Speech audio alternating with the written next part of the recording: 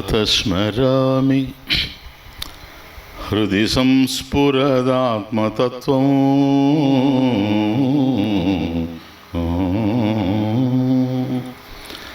సచిత్సుఖం పరమహంసగతిం తురీయం యత్స్వప్నజాగరసుషుప్తమవైతి నిత్యం తద్బ్రహ్మ నిష్కళమహోతసంగా ఈశ్వరో గురురాత్మేతి మూర్తిభేద విభాగినే వ్యోమవత్ వ్యాప్తదేహాయ దక్షిణామూర్తయే నమః. శృతిస్మృతిపురాణానాం ఆలయం కరుణాలయం నమామి భగవత్పాదం శంకరం లోకశంకరం. ఓ స్థూలో మాంసమయో దేహః సూక్ష్మస్యాద్వాసనామయః జ్ఞానకర్మేంద్రియైః సార్ధం ధీప్రాణౌ తశ్శరీరగౌ.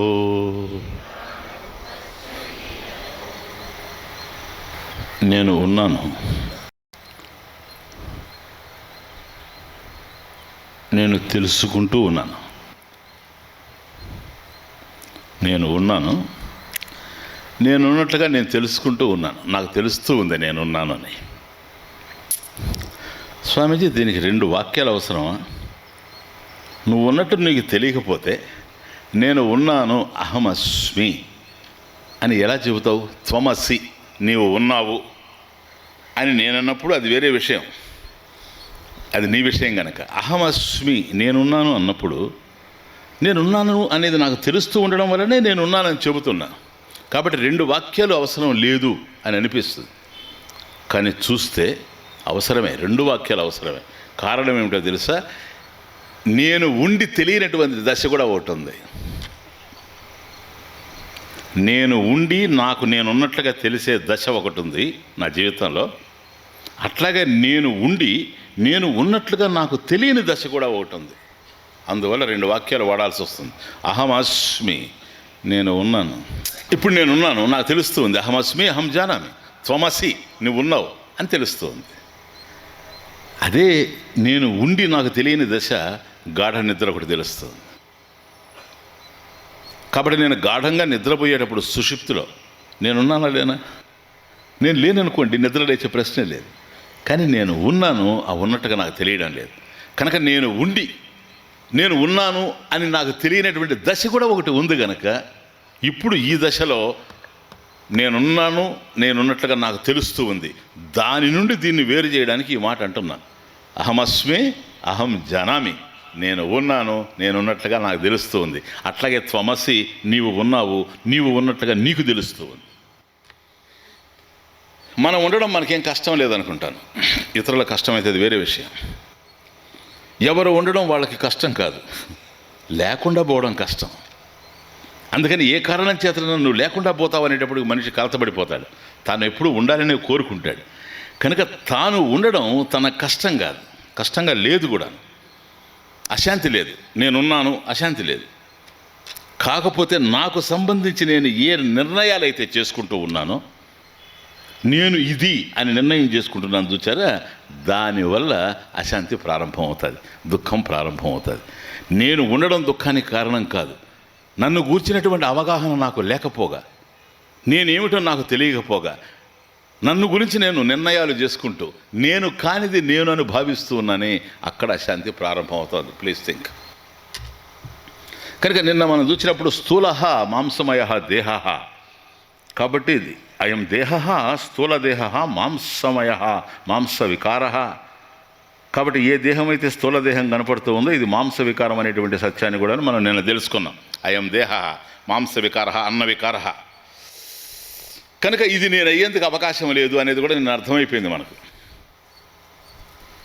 కాబట్టి ఆ దేహం అనేటువంటిది కేవలం ఒక సంహతి, ఒక అసెంబ్లేజే గనక, రక్త మాంసాలతో కూడినటువంటిది, అనేకమైనటువంటి వస్తువులతో ఏర్పడినటువంటి దేహం కనపడుతూ ఉంది కనుక నైకహ, అసలు ఒక దేహం అనేదే లేదు అక్కడ.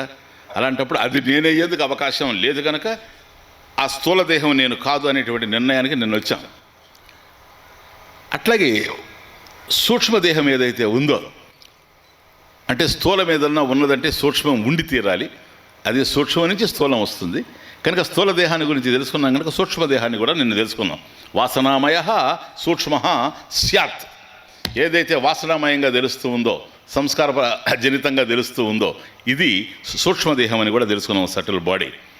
కనుక ఈ సూక్ష్మదేహం దగ్గరకు వచ్చినప్పుడు జ్ఞాన కర్మేంద్రియై స అర్థం ధీప్రాణౌ తశ్శరీరగౌ. కాబట్టి దీనికి 17 లక్షణాలు ఉన్నట్లుగా మనం చూచాము. కర్మేంద్రియాలు 5, జ్ఞానేంద్రియాలు 5, పంచప్రాణాలు అక్కడికి 15. ధీ అన్నప్పుడు మనసు కూడాను ఉపలక్షణం అని తెలుసుకున్నాం కనుక 17. సప్తదశ కళాత్మకం సూక్ష్మ శరీరం, అది అహమేవా, అదే నేను అనుకుంటున్నావు. ఇది మనం చేసే నిర్ణయం. నువ్వు ఉన్నావు కాదనడం లేదు. ఇవి ఉపాధులు కదా, నిన్న చూసాం ఉపాధులు. కాబట్టి స్థూల శరీరం నాకు ఒక ఉపాధి. ఆకాశానికి కొండ ఎట్లా ఉపాధిగా తయారైందో అట్లాగే ఈ స్థూల శరీరాన్ని నాకు ఉపాధిగా ఉంది కనుక నేను అయం మాంసమయ దేహ అహమేవా అన్నప్పుడు మరి సూక్ష్మ శరీరం ఎవరు? ఒక్కడవే రెండెట్లా అవుతావు? నేను అంటున్నావు కదా సింగులర్, ఏకవచన ప్రయోగం చేస్తున్నావు కదా నేనని. మళ్ళీ ఆ రెండిట్లో నువ్వేది? నువ్వు స్థూలం అంటే సూక్ష్మం కాదు, నువ్వు సూక్ష్మం అంటే స్థూలం కాదు. కనుక స్థూలము సూక్ష్మము రెండింటినీ చూచాం. వాటిని ఎందుకు అర్థం చేసుకుంటున్నామంటే అవే మనము అని భావిస్తూ ఉన్నాం కనుక ప్లీజ్ అండర్స్టాండ్, అవి నేను కాదు, అవి నేను చేసుకునే నిర్ణయాలు. నేనైతే ఉన్నాను, నేను స్థూల దేహము అని నిర్ణయం చేస్తున్నా, నేను సూక్ష్మదేహము అని నేను నిర్ణయం చేస్తున్నా. ఎప్పుడైతే స్థూలదేహం నేను అని అన్నానో స్థూల దేహానికి సంబంధించిన బాధలన్నీ నావైనాయి. ఎప్పుడైతే సూక్ష్మదేహం నేను అన్నానో దేహానికి సంబంధించిన బాధలన్నీ నావైనాయి. కాబట్టి ఉపాధులు ఏవైతే ఉన్నావో అవి నాకు ఉపాధులే కానీ ఉపాధులు నేను కాదు. నేను ఉపాధులు అయ్యేందుకు అవకాశం లేదు. కాబట్టి ఇప్పుడు దుఃఖం ఎక్కడి నుంచి ఆవిర్భవిస్తూ ఉంది? నేనుండడం వల్ల దుఃఖం కాదు, నేనుండడం వల్ల అశాంతి కాదు. నాకు సంబంధించి నేను నిర్ణయాలు చేసుకుంటున్నాను. నేనేమిటో నాకు తెలియకపోగా నేను స్థూలోపాధి అనుకున్నాను అనుకోండి, బాధ వచ్చేస్తుంది. ఇప్పుడు మీ స్కూటర్ చెడిపోయింది, ఏమంటారు? తీసుకుపోతూ ఉంటే నడిపించుకొని పోతున్నారు అనుకోండి స్కూటర్ని వర్క్షాప్ దగ్గరికి. మధ్యలో ఎవరన్నా కనిపించి ఎక్కడికంటే తీసుకుపోతున్నారండి? స్కూటర్ చెడిపోయింది sir. Okay, nothing wrong, scooter చెడిపోయిందండి, అందుకని నేను వర్క్షాప్ తీసుకెళ్తున్నానంటే. చూడండి ఎంత క్లియర్గా ఉంది, క్లారిటీ ఉండలే. అదే దేహం చెడిపోతే, దీనికి ఒక జ్వరం వస్తే, లేదు కడుపు నొప్పి వస్తే, లేదు తలనొప్పి వస్తే, ఇది బాగలేదని ఎవడన్నా చెప్తున్నాడా? నేను బాగలేనంట. దేహం ఆరోగ్యంగా లేదని ఎవడు మాట్లాడడం లేదు. నేను ఆరోగ్యంగా లేను అంటున్నాడు. ఎప్పుడైతే నేను ఆరోగ్యంగా లేను అంటున్నాడో తాను దేహం అని కన్ఫర్మ్ చేస్తూ ఉన్నాడు. నువ్వు దేహం నేను అని చెప్పినా దేహం మాత్రం నువ్వని అనుకోవడం లేదు. ఇప్పటివరకు ఏ దేహం కూడా నేను బాగలేను అని మనకు చెప్పలేదు. చెప్పిందా ఎవరి దేహమైనా నేను బాగలేనని? లేదు. నేను అందంగా ఉన్నాను, నేను వికారంగా ఉన్నానని ఏ దేహం మాట్లాడలేదు. నువ్వు మాట్లాడుతున్నావు, దాంతో తాదాత్మ్యం చెంది. అది జడం కనుక మాట్లాడే అవకాశమే లేదు.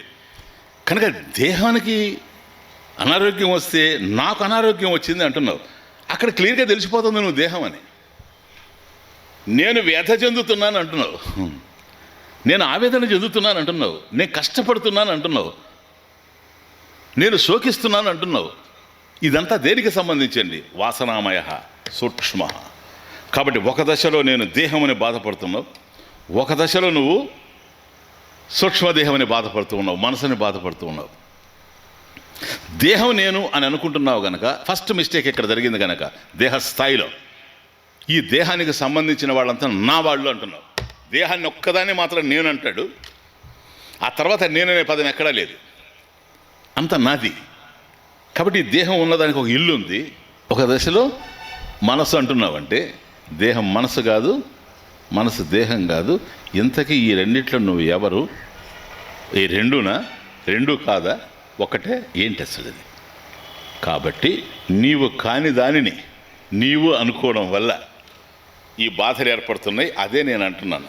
నేనున్నట్టుగా నాకు తెలుసు, కానీ ఎలా ఉన్నానో తెలియకపోవడం చేత నేను కాని దానిని నేను అనుకొని బాధపడుతూ ఉన్నాను కనుక దాని బాధలన్నీ నా బాధలని. Just understand.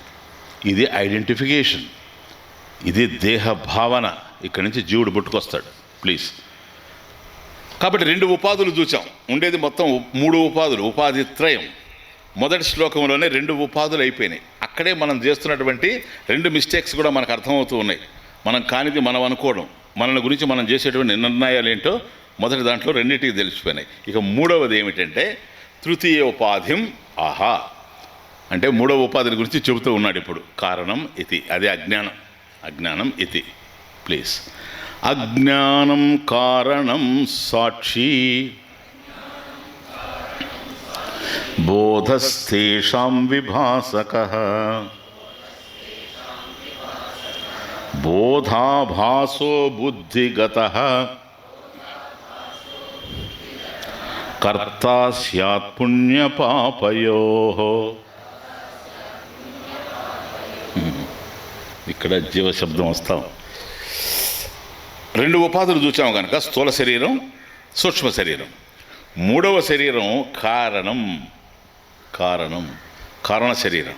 ఏంటి ఆ కారణ శరీరం? అజ్ఞానం కారణం. ఫస్ట్ లైన్ చూడండి. అజ్ఞానం కారణం. అజ్ఞానం కారణోపాధి స్యాత్. ఈ అజ్ఞానం ఏదైతే ఉందో దీన్ని అవిద్య అని, మాయ అని, ప్రకృతి అని రకరకాలైన పేర్లతో పిలుచుకున్న ఇదంతా అజ్ఞానం. అజ్ఞానం అనేటువంటిది 3వ ఉపాధి. అజ్ఞానం ఏం ఉపాధి? అది కారణోపాధి. దేహమేమో స్థూలోపాధి, సూక్ష్మోపాధి, మనసు, ఇవన్నీ కూడా. ఇక 3వది అజ్ఞానం ఏదైతే ఉందో, ఓన్లీ అజ్ఞానం. సూక్ష్మోపాధిలో మీకు 16 లక్షణాలు చెప్పాను నేను, 17 సప్తదశ కళావిహి అని. ఇక్కడ కేవలం ఒక్కటే, అజ్ఞానం ఒక్కటే. అజ్ఞానం కారణోపాధి. అజ్ఞానం కారణం, అది కారణోపాధి. నెక్స్ట్ సాక్షి బోధ. అంతే, ఇట్లా అర్థం చేసుకుంటూ రావాలి అక్కడికి సెంటెన్స్. అజ్ఞానం కారణం. అవిద్య ఏదైతే ఉందో, ఏమిటి అజ్ఞానం? నాకు సంబంధించిన జ్ఞానం లేకపోవడమే అజ్ఞానం. నేనేమిటో నాకు తెలియకపోవడమే అజ్ఞానం, అది అవిద్య. క్లియర్? అది కారణం, కారణోపాధి. సాక్షి బోధ. బోధ అంటే చైతన్యం, జ్ఞానం. బోధ అంటే జ్ఞానం, ఆత్మకు సంబంధించింది కనుక చైతన్యం ఏదైతే ఉందో అది సాక్షి. ఓ, దేనికి సాక్షి? ఈ 3టికి సాక్షి. అది అసలు అడ్రస్. అది నేను ఇప్పుడు చూసారా, 3 కనపడుతూ ఉన్నాయి. స్థూలోపాధి, సూక్ష్మోపాధి, కారణోపాధి. ఈ 3 దేహాలని, స్థూల, కారణ, సూక్ష్మ దేహాలు ఏవైతే ఉన్నాయో ఆ 3 ఉన్నవి అని అవి చెప్పలేవు. ఎందుకని? అవి జడాలు. జడం అంటే ప్రకాశం లేనిదని అర్థం. దాన్ని ప్రకాశింపజేసేది ఏదో ఉండాలి, అది జ్ఞానం. ఈ 3 కలిసి అజ్ఞానం కిందకే వస్తాయి. వాటిని ప్రకాశింపజేసేది జ్ఞానం. బోధ, జ్ఞానం. అది అదే చైతన్యం. ఇది సాక్షి, విట్నెస్. దేనికి విట్నెస్? ఆ 3టికి ఇది విట్నెస్. అంటే స్థూల దేహం ఉంది, కారణం ఇదిగో చైతన్యం ఉంది. చైతన్యం ఉంటే స్థూల దేహం ఉంది. స్థూల దేహం ఉన్నంత మాత్రాన చైతన్యం ఉండాల్సిన అవసరం లేదు. అండర్స్టాండ్? శవం ఉంది, చైతన్యం లేదు. అందుకని తగలబెట్టేస్తున్నాం, పనికిరాదు అది. మనకు ఇప్పుడు చైతన్యం ఉంది కనుకనే ఈ దేహం నడుస్తూ ఉంది.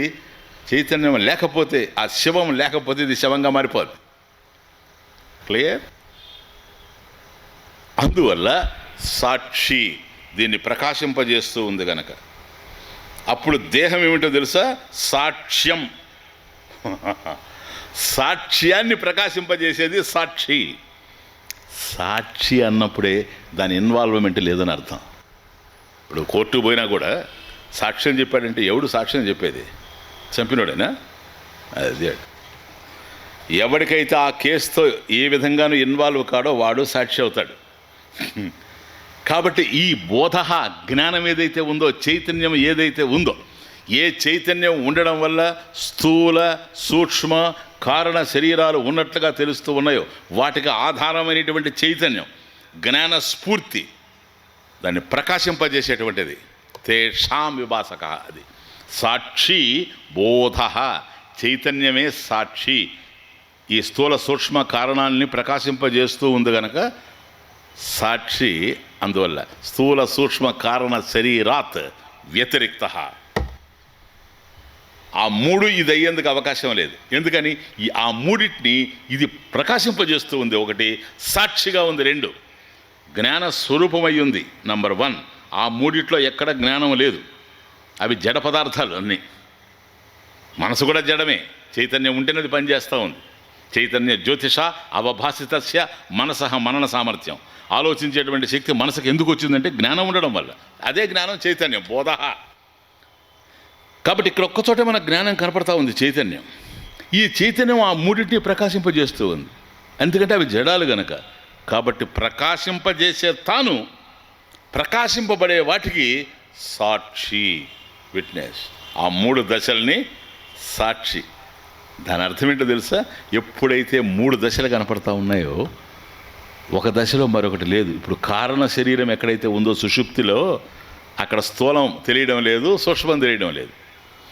అదే మనకు స్వప్నానికి వచ్చేటప్పటికి కేవలం డ్రీమ్, వాసనాజనితం, మనం తయారు చేసుకునేటువంటి స్వప్నం ఒక్కటే కనపడుతుంది. ఆ స్వప్నంలో జాగ్రత్త ప్రపంచానికి సంబంధించిన అనుభవాలు మనకు ఏర్పడడం లేదు.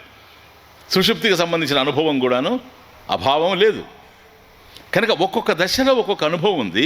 కానీ జాగ్రత్త ఉన్నప్పుడు ఏ బోధ అయితే, ఏ జ్ఞానం అయితే జాగ్రత్తను ప్రకాశింపజేసిందో అదే స్వప్నాన్ని ప్రకాశింపజేస్తూ ఉంది. అదే అజ్ఞానం పడి ఉంటే కూడాను అజ్ఞానాన్ని కూడా అదే ప్రకాశింపజేస్తూ ఉంది సుషుప్తిలో. కనుక ఏదైతే ప్రకాశింపచేస్తూ ఉందో, ప్రకాశింపబడే వాటికంటే కూడాను అది అన్యమై ఉండాలి. అది పాయింట్. కనుక బోధ, జ్ఞానం ఏదైతే ఉందో ఈ మూడింటిని ప్రకాశింపజేస్తూ ఉంది.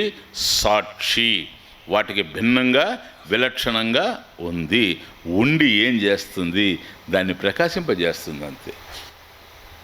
అంటే ప్రకాశింపజేయాలనే కర్తృత్వం ఉందా దానికి? పెద్ద పాయింట్ ఇది. ఆత్మ గనక కర్తృత్వం ఉంటే దెబ్బతినిపోదు వ్యవహారం. లే, సూర్యుడు ప్రకాశిస్తున్నాడు అంతే. ఆయన ప్రకాశంలో సమస్తం జరిగిపోతున్నాయి ఇక్కడ. అంతేగాని నువ్వేదో పనులు చేసుకోవాలని సూర్యుడు ఉదయించడం లేదు, సూర్యుడు ప్రకాశించడం లేదు. అందువల్ల ఇక్కడ జరిగేటువంటి ఏవి కూడాను సూర్యుడికి ఆపాదించడానికి లేదు. సూర్యుడు ప్రకాశించిన తర్వాత ఆ వెలుగులో ఒక అతను కూర్చొని భగవద్గీత చదవచ్చు, గీతా పారాయణం చేయొచ్చు, మరొక వ్యక్తి మర్డర్ చేయొచ్చు. ఈ రెండిటికి సూర్యుని యొక్క వెలుగే కారణం కావచ్చు. వెలుగే కనుక లేకుండా చీకటి ఉంటే చీకటిలో అతను భగవద్గీత చదవలేడు, ఇతను హత్య చేయలేడు కదా. మరి వెలుతురు రావడం వల్లనే ఇది జరిగింది కనుక, దానికి ఆయనే కారణం కనుక ఈ పుణ్యం ఆయనకే పోవాలి, ఆ పాపం ఆయనకే పోవాలని అంటారా? అది అక్కడ కేవలం ప్రకాశింపజేసేవాడు సాక్షి. సాక్షికి ఏది అంటడానికి లేదు. He's all witness. 3 దశల్లో ఉండేటువంటి విషయాలని సాక్షి, బోధ, తేషాం విభాసక. అది ఎక్కడ. కాబట్టి దేహాన్ని, అంటే సమ్మతితో కూడినటువంటి దేహం, అసెంబ్లేజ్, రక్త మాంస హృదయ అన్నీ ఏవైతే నిన్న చెప్పామో అవన్నీ కలిసినటువంటి ఈ దేహాన్ని, అట్లాగే సూక్ష్మ శరీరం, 5 జ్ఞానేంద్రియాలు, 5 కర్మేంద్రియాలు, 5 ప్రాణాలు, మనసు, బుద్ధితో కూడినటువంటి సప్త దశ కళాత్మకం ఏదైతే ఉందో దానిని, చివరికి అజ్ఞానం జడప్రాయంగా ఏదైతే గాఢ నిద్రలో మనకు తెలుస్తూ ఉందో దానిని, ఈ మూడింటిని ప్రకాశింపజేస్తూ ఉంది. అది ప్రకాశింప చెయ్యాలని ప్రకాశింపజేయడం లేదు. ప్రకాశైక స్వరూపం, అది ప్రకాశించకుండా ఉండలేదు. అది ప్రకాశిస్తూ ఉంటే ఇవన్నీ ప్రకాశింపబడుతూ ఉన్నాయి. చూసారా?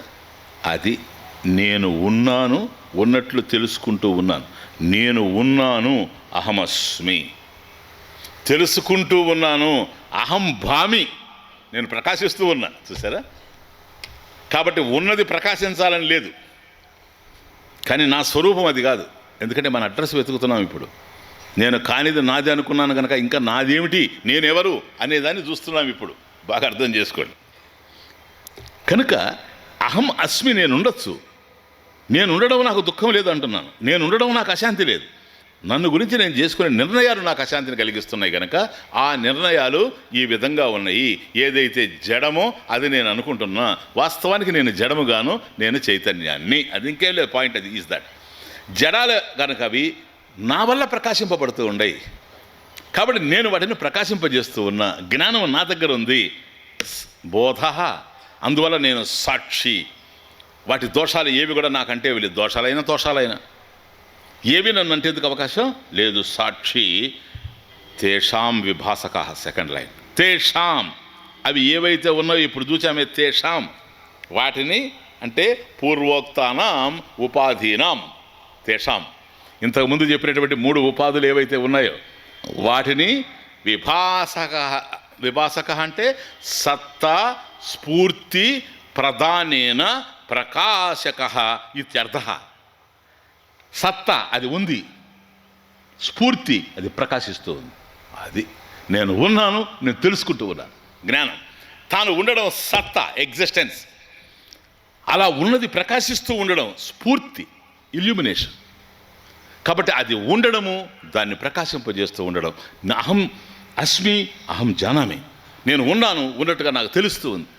ఇది కేవలం చైతన్యానికి సంబంధించినటువంటి విషయం. దేహం ఆ మాట మాట్లాడలేదు, దేహానికి ఆ స్థితి కూడాను లేదు. Please understand. కనుక తేషాం, ఆ మూడిటి కూడాను ఉపాధీనాం, పూర్వోక్తానాం ఉపాధీనాం. ఇంతకుముందు మనం ఏ 3 ఉపాధుల గురించి పూర్వం చెప్పామో వాటిని ప్రకాశక, ప్రకాశింపజేసేది. అంటే అవి ఉన్నవి అంటే ఇది ఉన్నది అని అర్థం, అంతే, ఇంకేం లేదు. అవి ఉన్నవంటే ఇది ఉన్నదని అర్థం. అవి తెలుస్తూ ఉన్నాయంటే ఇది ప్రకాశిస్తూ ఉందని అర్థం. కాబట్టి ఆత్మ ఏదైతే ఉందో చైతన్య స్వరూపంగా అది ఉంటేనే స్థూలమైన, సూక్ష్మమైన, కారణదేహమైన తెలుస్తూ ఉన్నాయి. కాబట్టి తేషాం, ఆ మూడింటిని కూడాను విభాసక, ప్రకాశింపజేస్తూ ఉంది. ప్రకాశక ఇత్యర్థ. ఇప్పుడు ప్లీజ్, ఇది ఇక్కడి నుంచి ఇంపార్టెంట్. ఇప్పుడు కారణ శరీరం ఏంటి? డీప్ స్లీప్, సుషుప్తిలో ఉంది కారణ శరీరం. కేవలం వాసనామయమైనటువంటి సూక్ష్మ శరీరం ఎక్కడుందండి? కేవలం స్వప్నంలోకి వస్తే ఉంది. అటు అజ్ఞానము కాదు, ఇటు ఈ ప్రపంచము కాదు. జాగ్రత్త ప్రపంచంలో మనకి ఇదంతా కూడా తెలుస్తూ ఉంది. జస్ట్లెస్ బోధాభాసో బుద్ధిగత, బోధ అభాస. ఈ కొద్ది జాగ్రత్తగా అర్థం. బోధ అంటే జ్ఞానం, బోధాభాస అంటే జ్ఞాన అభాస. అదే చిదాభాస, వినుంటారు ఈ పేరు. చిదాభాస చైతన్యం అంటారు. అంటే ప్రతిబింబిత చైతన్యం. ఎగ్జాక్ట్లీ. ఆత్మ ఉంది, చైతన్యం ఉంది, అది ఒక చోట ప్రతిబింబిస్తూ ఉంది.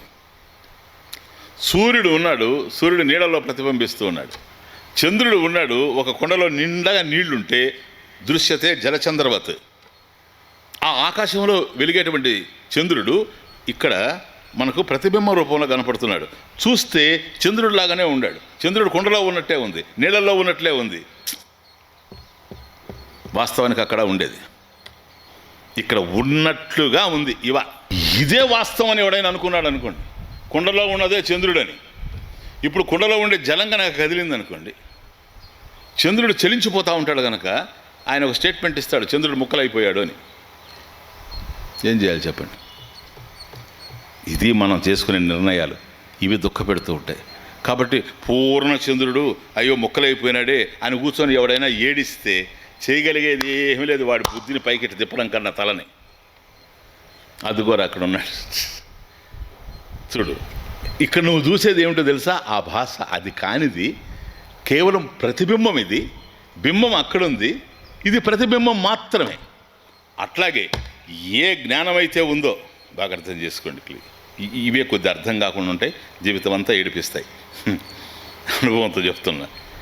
చిదాభాస అన్నప్పుడు ఏ చైతన్యం అయితే ఉందో బోధ తేషాం ఉపాధీనం విభాసక ప్రకాశ, దాన్ని ప్రకాశింపజేస్తూ ఉందో, అందుకే సాక్షి అయిందో జ్ఞాన స్వరూపమైనటువంటి ఆత్మ, అది బుద్ధిలో ప్రతిఫలిస్తూ ఉంది. కుండలో ఉండే నీళ్లలో చంద్రుడు ఎట్లాగైతే ప్రతిఫలించాడో ప్లీజ్ ఈ బుద్ధిలో ప్రతిఫలిస్తూ ఉంది, మనసులో కాదు బుద్ధిలో. ఎందుకు బుద్ధి అంటున్నాడంటే శుద్ధ బుద్ధి, శుద్ధ బుద్ధి మనసులో ప్రకాశించడం. ఇప్పుడు ఒక స్టోన్ ఉంటుంది, గ్రానైట్ స్టోన్. దాన్ని చూస్తే మొదట ఏదోగా ఉంటుంది, రా మెటీరియల్ చూస్తే. దాన్ని బాగా పాలిష్ చేస్తే ఏమన్నా జైపూర్లో ఒక మకరానా మార్బుల్ అని ఉంటుంది.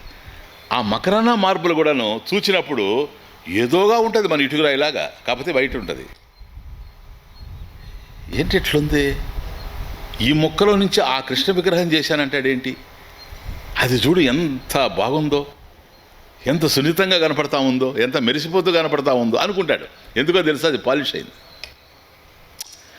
ఇదే రాయిని చక్కగా పాలిష్ చేసిన తర్వాత గ్రానైట్ స్టోన్ అయినా మార్బుల్ స్టోన్ అయినా దాన్ని అలా మనం చూస్తే మన ప్రతిబింబం కనపడుతుంది. వస్తువు ఏమిటని చూస్తే జడమే. అందులో నా ప్రతిబింబం ఎందుకు కనిపించిందంటే చక్కగా దాన్ని పాలిష్ చేయడం సేమ్.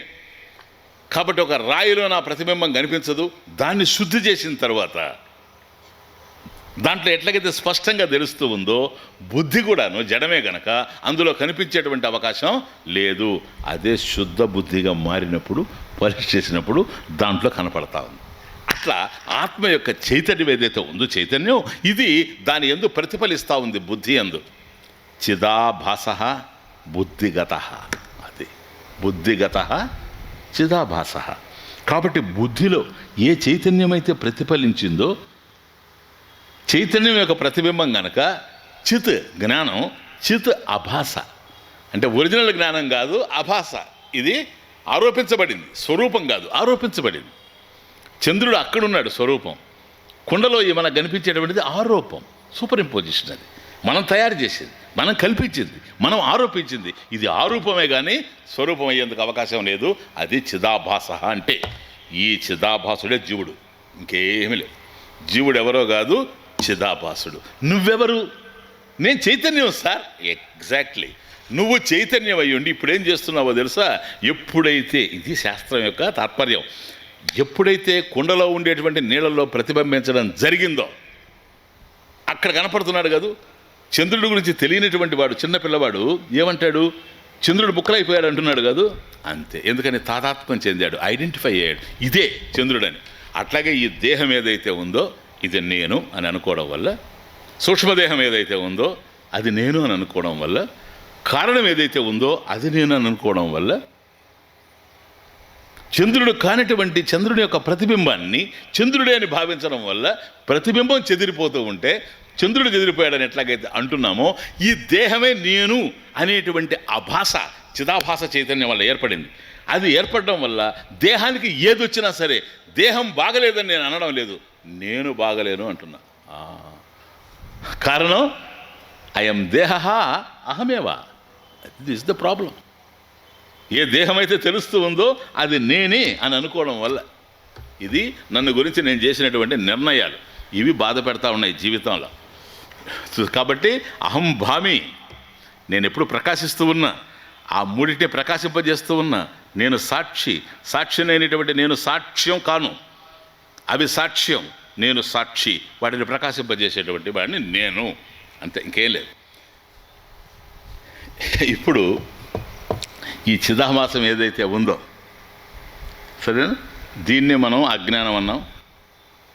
సరేనా? అజ్ఞానం వల్ల ఏర్పడిందో ఇదంతా, తాను తెలియకపోవడం వల్ల. ఈ అజ్ఞానమే మాయ, అవిద్య, ప్రకృతి, ఈ పేర్లతో పిలువబడతా ఉంటాయి. కాబట్టి ఈ మాయ అనే దానికి రెండు శక్తులు ఉన్నాయి. మాయకు కూడా ఏమి శక్తులు? ఒకటి ఆవరణ, రెండవది విక్షేపం. తమాషా చూడండి. ఆవరణ అంటే ఏంటంటే మరుగుపరచడం. ఆవరణ అంటే మరుగుపరచడం, ఉన్నదాన్ని మరుగుపరచడం. విక్షేపం అంటే ఏంటంటే లేని దాన్ని తీసుకొచ్చి పెట్టడం. ఇది ప్రొజెక్షన్ ఇది. ఈ రెండు శక్తులు మాయకున్నాయి. ఇప్పుడు మాయలో పడి మనం బాధపడుతూ ఉన్నాం. మన దుఃఖానికంత కారణం మాయ, అంతేగాని మహిమ తెలియకపోవడం వల్ల మాయలో పడి ఉన్నాం. ఆ రెండు శక్తులు మన మీద ఏ విధంగా ప్రభావం చూపుతున్నాయంటే, సాక్షి బోధ తేషాం విభాసక. కాబట్టి జ్ఞానం ఏదైతే ఉందో బోధ, అదే చైతన్యం, అదే ఆత్మ, అదే నీవు. అహమస్మి అని నువ్వు అంటున్నావంటే ఏమిటి అహం? ఆ అహం ఆత్మయేవ, ఆత్మేది. కాబట్టి నేను ఆత్మ అని నువ్వు అంటున్నావు కానీ నీకు ఆ భావన లేదు. నేను అనేటువంటి దానికి అహం శబ్దార్థం రకరకాలుగా చెప్తున్నావు. ఒక దశలో స్థూలదేహం అంటున్నావు, ఒక దశలో సూక్ష్మదేహం అంటున్నావు, ఒక దశలో కారణదేహం అంటున్నావు. ఇంతకు నువ్వెవరు? వాస్తవానికి ఆ మూడు నువ్వు కావు. అది ఆ మూడు సాక్ష్యాలే. సాక్షి ఏదో అది నీవు, అది జ్ఞానస్వరూపం. ఆ మూడు జడాలు, నువ్వు జడం కాదు, చైతన్యం. ఆ చైతన్యం ఆత్మవే కనుక ఆ మూడింటిని ప్రకాశింపజేసేటువంటి ఆత్మ ఏదైతే ఉందో ఆ చైతన్యాత్మ నీవే. క్లియర్? ఇప్పుడు ఆవరణ శక్తి ఏంటో తెలుసా? నేను ఆత్మ అయి ఉండగా, చూడండి, ఆత్మను తెలియనీయకుండా చేసే శక్తి, మరుగుపరిచే శక్తి ఆవరణ, అంతే. ఇంకేం లేదు. కేవలం ఆవరణతోనే బాధ అయితే లేదు మనకు. బాధ అంతా విక్షేపంలో వస్తుంది. నేను ఆత్మను నాకు తెలియదు, అది అజ్ఞానం. ఇది సుషుప్తిలో ఉంది, అదే ఆవరణ. సుషుప్తిలో ఉంది ఆవరణ శక్తి. కానీ మనం సుషుప్తిని గురించి ఏమి బాధపడడం లేదు. ఎందుకని? నిద్రపోయేవాడికి ఏముంది బాధ? సుఖం లేదు, దుఃఖం లేదు. సుఖ దుఃఖాలు ఏమన్నా కలిగితే ఇటు మేలుకున్న తర్వాత జాగ్రత్త ప్రపంచంలోన్నా కలగాలి, లేకపోతే నిద్రపోయిన తర్వాత స్వప్నంలోన్నా కలగాలి. ఎందుకంటే స్వప్నంలో కూడా కలుగుతుంది. కాబట్టి జాగ్రత్తలో ఉండేటువంటిది ఈశ్వర సృష్టిలో తెలుస్తుంది, స్వప్నంలో ఉండేది జీవ సృష్టి. ఎవడి కళని వాడే తయారు చేసుకుంటాడు కనుక అర్థం చేసుకో. ఈ రెండు చోట్ల మనసు ఉండడం చేత సూక్ష్మ శరీరం బాగా వ్యక్తమవుతూ ఉండడం వల్ల, మనోబుద్ధులు ఉండడం వల్ల మనకు దుఃఖం తెలుస్తూ ఉంది. ఇది విక్షేపం. స్టాక్ ఎగ్జాంపుల్ ఇవ్వాలంటే శాస్త్రంలో రజ్జు సర్పవత్, that is the stock example. రజ్జు సర్పవత్ అంటే త్రాడులో పామును చూడడం, అది రజ్జు సర్పవత్. కాబట్టి మసక చీకటిలో మనం పోతూ పోతూ ఉండి మార్గ మధ్యలో ఒకసారి భయపడ్డాం అనుకోండి, ఏదో చూచి ఏమిటంటే పాము అని అన్నాం అనుకోండి, లైట్ తీసుకొచ్చి చూస్తే అక్కడ తాడుబడి ఉంటుంది కనుక ఉన్న వస్తువు తాడు. త్రాడు తెలియనప్పుడు పాము తెలిసింది. త్రాడు తెలిసింది అనుకోండి, బాధ ఉందే? త్రాడు తెలియకపోయినా బాధ లేదు. ఏమొచ్చింది? త్రాడు తెలిసింది, ఈ త్రాడే కదా వెళ్ళిపోతాడు. అసలు త్రాడే తెలియలేదు, అడే ఉన్నట్టుగానే ఏం బాధ ఏముంది, పోతాడు.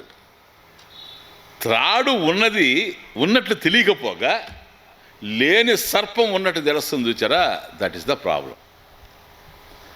కనుక ఉన్నటువంటి త్రాడుని తెలియనీయకుండా చేయడం ఆవరణ, లేనటువంటి సర్పాన్ని మన కళ్ళ ముందు పెట్టడం విక్షేపం. అది ఈ విషయం.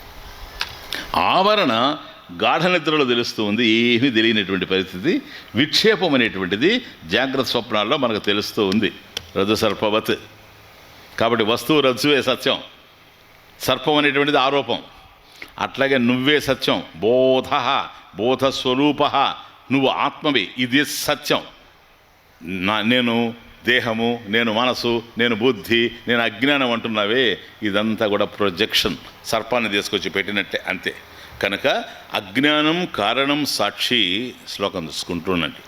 బోధస్తేషాం విభాసక, తేషాం ఉపాధీనాం విభాసక. కాబట్టి సాక్షి ఏదైతే ఉందో అది ప్రకాశింపజేస్తూ ఉంది. ఇక్కడ చూసుకోండి, అది ప్రకాశింపజేస్తూ ఉంది కనుక అది దృక్కే కానీ దృశ్యం కాదు. Very very important. దృగేవా నతు దృశ్యతే. అన్నిటి ప్రకాశింపజేసేది, తాను ప్రకాశింపబడదు. ఎందుకని? తనను ప్రకాశింపజేసే ఆత్మ మరొకటి లేదు, అదే పాయింట్. కాబట్టి సాక్షి అన్నాడు. అందుకనే బోధ అంటే సరిపోయింది. సాక్షి అని ఎందుకన్నాడు? సాక్షాత్ ఈక్షతే, డైరెక్ట్ కాగ్నిషన్. సాక్షాత్ ఈక్షతే అసౌ సాక్షి ఇది. డైరెక్ట్గా చూచేది అదొక్కటే. ఆ ప్రకాశం దానికే ఉంది. అది ప్రకాశిస్తూ ఉంటే దాని మీద ఆధారపడి మనస్సు బుద్ధి అన్నీ ప్రకాశిస్తూ ఉన్నాయి. సూర్యుడు ప్రకాశిస్తున్నాడు అనుకోండి, అర్థం కావడం కోసం చెప్తాను.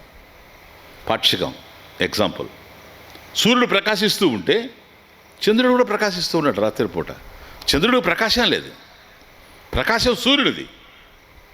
సూర్యుడు ప్రకాశిస్తూ ఉంటే ఆయన దగ్గర అరువు తెచ్చుకొని చంద్రుడు ప్రకాశిస్తూ ఉన్నాడు. చంద్ర ప్రకాశం అంటాం మనం, చంద్ర శోభ ఏది ఎక్కడుంది?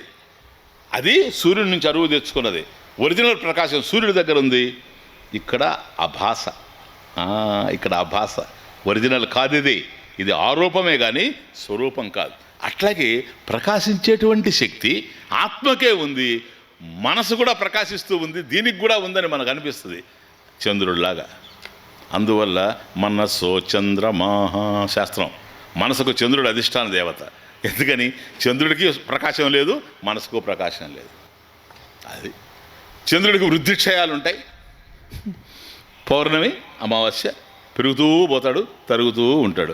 మనసు కూడా అంతే. ఎప్పుడు పెరుగుతుందో తెలియదు, ఎప్పుడు తరుగుతుందో తెలియదు, ఎప్పుడు పొంగిపోతుందో తెలియదు, ఎప్పుడు కుంగిపోతుందో తెలియదు. అది అందువల్ల మనసో చంద్రమా. కనుక మనసుకు అధిష్టాన దేవత చంద్రుడు. అది ప్లీజ్ ఇప్పుడు అర్థమైంది. కనుక ఇవి ఏవి ప్రకాశించలేవు, అది ఒకటే ప్రకాశిస్తూ ఉంది. విభాసక సాక్షాత్ ఈక్షతే, అది ప్రకాశిస్తూ ఉంది కనుక ఇవి తెలుస్తూ ఉన్నాయి. బోధాభాస బుద్ధిగత, శుద్ధ బుద్ధిలో ఇవి ప్రతిఫలించడం వల్ల మనకు తెలుస్తూ ఉంది. కాబట్టి సత్యం ఏదైతే ఉందో ప్లీజ్ అది ప్రధానం. నువ్వు ఏమిటో అది నీకు తెలియడం ప్రధానం, కానీ నిన్ను గురించి నువ్వు ఏమి నిర్ణయాలు చేసుకుంటూ ఉన్నావో అది అప్రధానం. అవి నువ్వు కానీ కాదు, అవి నువ్వు ఆరోపించుకున్నవి. కష్టాలకి, కన్నీళ్ళకి, బాధలకి, దుఃఖాలకి, అశాంతికి అవన్నీ కారణమే. అవి కేవలం నువ్వు చేసుకునేటువంటి నిర్ణయాలు. నీవేమిటో నీకు తెలిస్తే ఏ బాధ లేదు, మరుక్షణం డ్రాప్ అవుట్స్ అన్నీ, ఏ ఒక్కటి మిగలదు. వస్తువు భుజాన్ని మించి జారిపోయినట్టే ఉంటుంది అంతే. బుద్ధిలో నుంచి అన్నీ జారిపోతాయి. ఏది ఉండినా, ఏది పోయినా, ఏది ఊడినా, ఏది ఉండినా, ఏ విధమైనటువంటి మార్పు రాదు జీవితంలో. కారణం ఏంటో తెలుసా? నేను పోయేవాడిని కాదు, ఉండేవాడిని కాదు. ఇప్పుడు ఎవరో పోతున్నారని దుఃఖపడుతున్నాం. ఎందుకని? మనకు సంబంధించిన వాళ్ళని. మనమేంటి? దేహం. అసలు దేహమే నువ్వు కావు. వాళ్ళు ఎక్కడి నుంచి వచ్చారు? నీకు ఉండడం తప్పు లేదు, అదే సత్యం అనుకోవడం తప్పు. ఇది దుఃఖానికి కారణమయ్యింది. ఈ అభాస, ఈ ఆరోప స్థితి ఏదైతే ఉందో ఇది దుఃఖానికి కారణమైంది. కాబట్టి ఆ చిదాభాసుడు, బుద్ధిగత చిదాభాస, చిదాభాసుడే ఆత్మ అని అనుకోవడమే సర్వ దుఃఖాలకు కారణము. ఆ చిదాభాసుడు ఎవరు స్వామీజీ? జీవ. ఇది జీవుడంటే. జీవుడంటే ఇంత ఉంటాడు, అంత ఉంటాడు, లోపల ఉంటాడు, చనిపోయేటప్పుడు ఇట్లా వెళ్తాడు, ఏమిలే. ఇది ఏమీ వెళ్ళలేడు. అర్థమవుతుంది ఇప్పుడు. ఇది జీవశబ్దం. కాబట్టి ఆ చిదాభాసుడినే జీవనామకం, జీవుడు అని పిలవడం జరుగుతూ ఉంటుంది. శాస్త్రం అది just reflected consciousness, not original please. కాబట్టి ఇది అభాస. ఎప్పుడైతే చిదాభాస అయిందో ఇతడే చంద్రుడు అని అనుకోవడం ఒకటి. నిన్న మనం చూసినట్టు నేనే చెవులు పిల్లని, అదే నేను అనుకోవడం రెండు. ఇప్పుడు చిదాభాసుడు అయిన తర్వాత జీవుడు ఏదైతే ఉందో దాంతో తాదాత్మ్యం చెంది నేను జీవుణ్ణి కన్ఫర్మ్. చూసారా?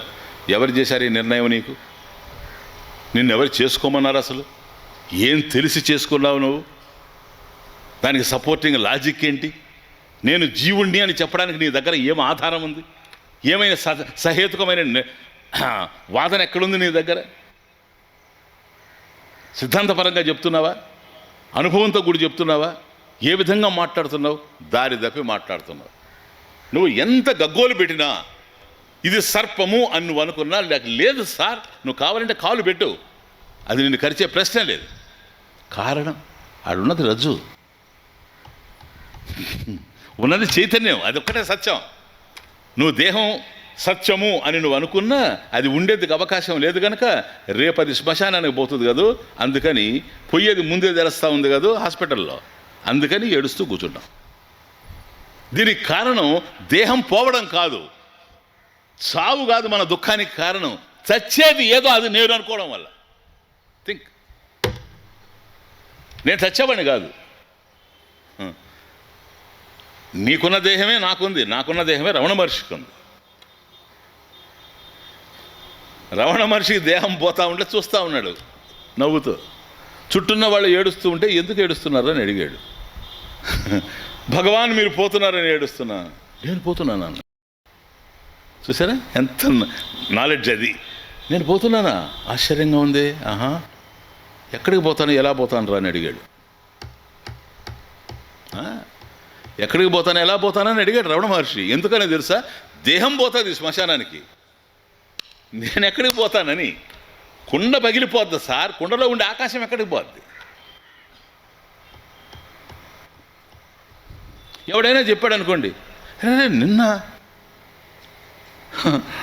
విజయవాడలో సత్యనారాయణపురంలో ఉండింది ఆకాశం, అరే బ్రాడ్పేటకి ఎట్లా వచ్చింది గుంటూరు కానీ ఎవడన్నా అన్నాడు అనుకోండి, ఇంకో వాడి గురించి మనం చాలా ఆలోచించాల్సి వస్తుంది. వాడిని విశాఖపట్నం పంపించడమా, మెడ్రాస్కు పంపించడమా అని కదా. ఎందుకని ఆకాశం ఎక్కడ ట్రావెల్ చేస్తుంది, అంతటా ఉంది. భగవాన్ ఎక్కడికి పోతాడో అంతటా ఉండాడు. అది దట్స్ ద పాయింట్. ఎట్లా ఉంటాడు అంతటా? ఎట్లా సాధ్యం సార్? ఇక్కడ ఉన్నవాడిని అక్కడ లేను, మీరు కింద ఉన్నారు, నేను పైన ఉన్నా. ఏమిటో తెలుసా? మన దేహాలు. నేను చైతన్యం అని తెలిస్తే అంతటా నేనే ఉన్నా కాదు, అన్నీ నాలోనే ఉన్నాయి. నేను ప్రపంచంలో ఉండడం కాదు, ప్రపంచమే నాలో ఉంది. ఇది సత్యం, అబ్సల్యూట్ ట్రూత్. అందువల్ల నేనేమిటో నాకు తెలియకపోవడం వల్ల నేను కానివి నావి అనుకుంటున్నాను కదా. ఇక్కడ కర్త చూడండి, బోధాభాస బుద్ధిగత కర్త స్యాత్. I'm the doer. నేను కర్త, నేను చేసేవాడిని. చైతన్యం చేసేది కాదు. సూర్యుడేమి కర్మ లేనివాడు. నేను చెప్పాను ఇంతకుముందే, చైతన్యం ప్రకాశిస్తూ ఉంది కానీ కర్త కాదు. నువ్వు ఎక్కడ కర్త అయ్యావో తెలుసా? జీవుడు అనుకోవడం అని నేను కర్త. ఆ చిదాభాసుడు ఎవరో అది నేను, అహం చిదాభాస అనుకోవడం వల్ల నువ్వు కర్త అయ్యావు. కర్త స్యాత్. ఎప్పుడైతే కర్త అయ్యావో కర్మలు చేసేవాడివి అయ్యావు. కర్మలు చేసేవాడివి అయ్యావని ఎప్పుడైతే అనుకున్నావో, కర్మలు సత్కర్మలు ఉన్నాయి, దుష్కర్మలు ఉన్నాయి. అవి చేస్తావు, ఇవి చేస్తావు. సత్కర్మలకి ఏవైతే ఉన్నావో అది పుణ్యం, దుష్కర్మలు ఏవైతే ఉన్నాయో అది పాపం. పుణ్యానికి పుణ్యఫలం, పాపానికి పాపఫలం. కర్మల ఫలితాలు వస్తూ ఉంటాయి. కర్మ ఫలితాలు వస్తూ ఉంటాయి కనుక వాటిని అనుభవించడం కోసంగా జన్మలు వస్తూ ఉంటాయి. కర్తా స్యాత్ పుణ్యపాపయోహో ఉభయోహో. పుణ్యపాపయోహో. అసలు పాప పుణ్యాలు నీకు అంటూ వాస్తవం చెప్పాలంటే, నా పుణ్యం నా పాపం నా సుఖం నా దుఃఖం. ఎక్కడి నుంచి వచ్చాయి ఇవన్నీ? చిదానంద రూప శివోహం శివో. నేను సాక్షాత్ చిదానంద స్వరూపుణ్ణి. నిర్వాణ షట్కంలో ఆచార్యుల వారు. కనుక ఈ పాప పుణ్యాలు ఎక్కడి నుంచి వచ్చాయి అంటే ఆ కర్తకు వచ్చాయి. కర్త ఎవరు? చిదాభాసుడు, జీవుడు. ఆ జీవుడే నేను అనుకోవడం కాదు. నువ్వు జీవో బ్రహ్మైవ నాపరహ. ఏ జీవుడైతే ఉన్నాడో ఆ చిదాభాసుడు, ఆ కుండలో ప్రతిఫలించినటువంటి చంద్రుడి యొక్క ప్రతిబింబం ఏదైతే ఉందో ఆ ప్రతిబింబం చంద్రుడిదే కానీ చంద్రుడి కన్నా అన్యమైనటువంటిది కాదు. ప్రతిబింబాన్ని చూస్తే బాధ, బింబాన్ని చూస్తే ఆనందము. యద్వత్ తోయే చంద్రద్వీత్వం, యద్వత్ తోయే చంద్రద్వీత్వం, యద్వన్ముకురే ప్రతిబింబత్వం. యద్వత్ తోయే చంద్రద్విత్వం, యద్వత్ తోయే చంద్రద్విత్వం, యద్వన్ముకురే ప్రతిబింబత్వం, తద్వత్ జీవత్వం బ్రహ్మణి తద్వజ్జీవత్వం. తద్వత్ జీవత్వం. కాబట్టి నువ్వు బ్రహ్మ పదార్థమై ఉండగా, శుద్ధ చైతన్యమై ఉండగా, బోధ సాక్షి స్వరూపమై ఉండగా, జీవుడు అనేది ఎక్కడి నుంచి వచ్చిందంటే ఇదిగో యద్వత్, ఏ విధంగా అయితే తోయే నీళ్ళల్లో ఎప్పుడైతే ప్రతిబింబించడం జరిగిందో రెండు చంద్రులు ఉన్నట్టుగా తెలుస్తూ ఉన్నాయి. అందువల్ల జీవాత్మ పరమాత్మ లేదు సార్, ఒకటే ఆత్మ. రెండు చైతన్యాలు ఉండడానికి అవకాశం లేదు. సైన్స్ కూడా యాక్సెప్ట్ చేయదు. వేదాంతమే కాదు, సైన్స్ కూడా యాక్సెప్ట్ చేయదు. Consciousness is never experienced in plural. Consciousness is never experienced in plural. Only in the singular. Consciousness is the singular of which the plural is unknown. ఫిజిక్స్లో ఎడింగ్టన్ అంటాడు, చైతన్యం అనేటువంటిది ఒకటే కానీ రెండు అయ్యేందుకు అవకాశం లేనే లేదు. ఏకమైనటువంటి చైతన్యానికి రెండవ తెలిసొచ్చే ప్రశ్నే లేదు. ఆ చైతన్యం ఏదో అదే సాక్షి. బోధ సాక్షి. రెండు ఎక్కడి నుంచి వస్తాయి? ఒక్క చంద్రుడే కానీ రెండు లేవు. యద్వన్ ముకురే దర్పణే. అద్దం దగ్గర పోయి నిలబడితే నేనున్నాను, నా ముఖం అక్కడ కూడా కనపడుతుంది, ఇక్కడ ఉంది ముఖం, అక్కడ కనపడతా ఉంది, అది ప్రతిబింబం. యద్వన్ ముకురే ప్రతిబింబత్వం. అక్కడ కనిపించేది కేవలం ఆభాస. ఇదే జీవనమ్మకం. తద్వత్ జీవత్వం బ్రహ్మణి. కాబట్టి శుద్ధ చైతన్య స్వరూపమైనటువంటి బ్రహ్మమునందు జీవత్వం ఈ విధంగా గోచరిస్తూ ఉంది. ఇది కేవలం శుద్ధ చైతన్యం కాదు, చిదాభాస చైతన్యం. శుద్ధ చైతన్యం కాదు, చిదాభాస చైతన్యం. బ్రహ్మ చైతన్యం కాదు, జీవ చైతన్యం. వాస్తవానికి జీవ చైతన్యం బ్రహ్మ చైతన్యం కన్నా అన్యం కాదు అని నాకు తెలిస్తే ప్రాబ్లం లేదు. కానీ ఇది నేను అనుకోవడం వలనే సమస్తం వస్తున్నాయి కనుక కర్త స్యాత్. నేను కర్తనయ్యాను. పుణ్యపాపయోహో, పుణ్యపాపాలు చేసేటువంటి వాడిని నేను అయ్యాను. ఈ విధంగా అయ్యాను, అంతే, ఇంకేమీ లేదు. ప్లీజ్. కాబట్టి ఇప్పుడు చెప్పండి, అందం ఏంటి, వికారం ఏంటి? రెండు నాలో లేవు. నేనున్నాను అంతే. నేను ధనికుడిని, నేను దరిద్రుని అన్నాడు అనుకోండి, నిర్ణయాలు. నువ్వు ధనికుడివి కాదు, దరిద్రుడివి కాదు. ఎందుకని? దరిద్రుడైతే మళ్ళీ వాడు ధనికుడు అవుతాడు, ధనికుడైతే వాడు మళ్ళీ దరిద్రుడు అవుతాడు.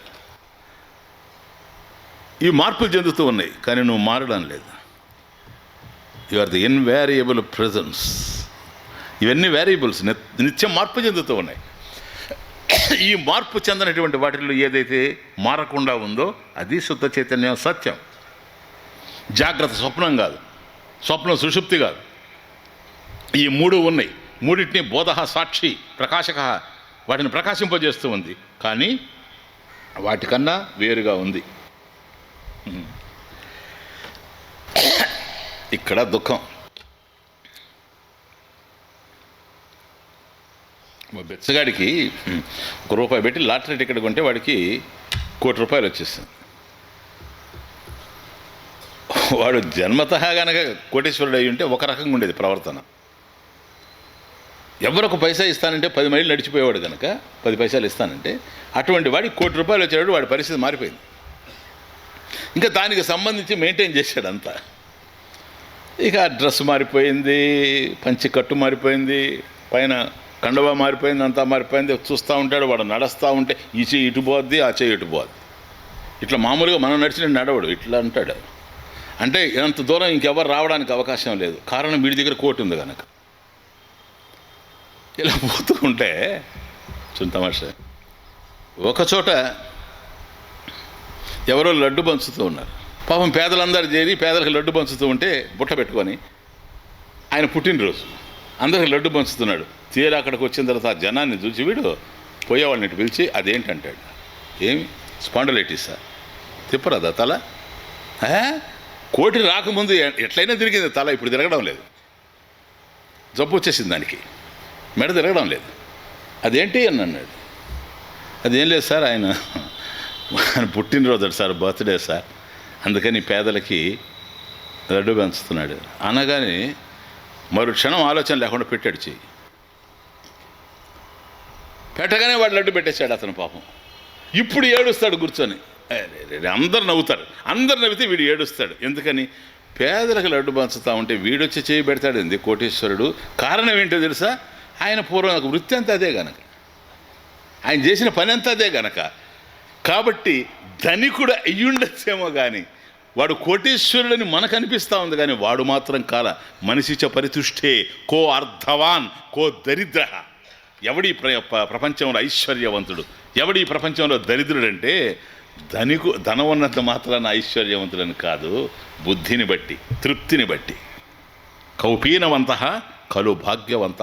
ఏం చేయాలి? కేవలం గోచిపెట్టుకొని ఉండేవాడు భాగ్యవంతుడు కాదా? రమణ మహర్షిని చూస్తే అంతకన్నా భాగ్యవంతులు ఉన్నారా ఈ ప్రపంచంలో? అది మనసును బట్టి ఆధారపడి ఉంటుంది. అర్థమవుతుందా? మళ్ళీ అటు తిరిగి వచ్చాడు బాధపడతా, చే ఇక మీద నేను బాగా ప్రవర్తించాలి అని అనుకుంటే ఇంకా 2 అడుగులు వేసిన తరువాత పాపం గేదె పోతా పోతా దానికి ఏముంది, గేదెకి డిఫరెన్స్ ఏముంది పాపం, దానికి దేశము కాలము వీటింటికి అతీతమైంది గేదె అంటే. అది అక్కడ ఏదో వదిలేసిపోతాం. ఈయన పోతున్నాడు, ఈయన నీడ పోయి దాని మీద పడింది. గేదె ఏదో వదిలిపోయింది, దాని మీద నా నీడ పడింది కదా, పడింది వాడి నీడ కదా, వాడి మీద పడ్డట్టే ఉంది. ఇక్కడ దుడుచుకుంటున్నాడు. అప్పుడు ఆలోచించాడు, ₹1,00,00,000 వచ్చిన తర్వాత కూడా ఈ కర్మ ఏంటి నాకు, ఇక మీదట ఇట్లాంటి జరగకూడదు, ఎక్కడ ఏ మాలిన్యం ఉన్నా సరే నా మీద మాత్రం పడడానికి అవకాశం లేదని ఆయన సెక్రటరీని పిలిచి ఓ 10 మంది కూలి వాళ్ళని రమ్మన్నాడు. వచ్చారు వాళ్ళు. మీకు ఎంతన్నా ఇస్తాను, నేను చెప్పినట్టు చేయండి అన్న. అట్లా నా నీడ పడకూడదు. ఏంటి నీడ పడకూడదు? 5 ఇంట్లో ఉండు, నో తిరుగుతూనే ఉంటాను, కానీ నీడ మాత్రం పడకూడదు. ఎట్లా సార్ అది? నేను చెప్తాను, ఆలోచించాను. ఏం ఆలోచన ఇది? రాకూడనే వస్తే ఆలోచనలు కూడా ఇట్లాగే ఉంటాయి. చూచి ఇక్కడి నుంచి ఓ 18 అడుగులు తవ్వమన్నాడు. వాళ్ళదేం పోయి డబ్బు ఇచ్చేటప్పుడు తవ్వడానికి శుభ్రంగా తవ్వారు. ఇటు ఒక 5-6 అడుగులు తవ్వమన్నాడు, తవ్వారు. ఇటు 18 అడుగులు తవ్వమన్నాడు, తవ్వారు. 6/18. ఓకే. ఇప్పుడు చివరి వరకు వచ్చి నిలబడ్డాడు. బాగా సూర్యుడు ఉండేటప్పుడు, ఎండ ఫుల్గా మన ఛాయ్ కనిపించేటప్పుడు వచ్చి చివరిగా నిలబడ్డాడు. నిలబడగానే మొత్తం పడిపోయింది దాంట్లో. ఈయన నీడంతా కూడాను పడిపోయింది. లోతుకు దిగారు కదా, 6 feet డెప్త్ ఉంది, దాంట్లో పడిపోయింది మొత్తం. చూచాడు, పడిపోయిందట్రా, ఇంకేమైనా బయట ఉందా తల?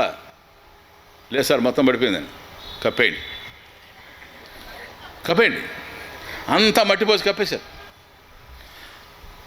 ఈయనకు ఆనందం, ఇక ఎక్కడ ఏది అంటే అవకాశం లేదు. లేకపోతే జనం పోతూ ఉంటే వాడు నా తల మీద కాలు పెట్టిపోతూ ఉన్నారు. ఇంకట్లా జరగడానికి అవకాశం లేదు, ఎందుకంటే నా ఛాయే దొరకదు. బాగుండే వాళ్ళంతా కప్పి పెట్టేసిన తర్వాత ఆయన అప్పటి వరకు ఇట్లా నిలబడుకోనండి. మొత్తం కప్పేశారా? కప్పేశామండి. ఏం కనిపించడం లేదా? కనపడుతుంది అని ఇటు చూశాడు. మొత్తం ఛాయ్ అంతా పడిపోయినది, దాని మీద ఆ మట్టి మీద పడిపోయినది. ఇప్పుడు అంటాడు, ఇంత డబ్బు ఇచ్చాను కదరా, ఇంత డబ్బు ఇచ్చానే, మళ్ళీ అది పైకి వచ్చేసింది ఏంటి? వాళ్ళు అన్నారు, ఇప్పుడు ఏం చేయమంటారు సార్, మీరు డబ్బు ఇచ్చారు, మేము కష్టపడి పని చేసామా లేదా? పనికి ఆహార పథకం కదా. ఇప్పుడు వాళ్ళు అంటారు, మీరు డబ్బు ఇచ్చాను కదా, నా ఛాయ్ లోపలికి వెళ్ళిపోవాలి, దాన్ని కప్పేసేయండి అని.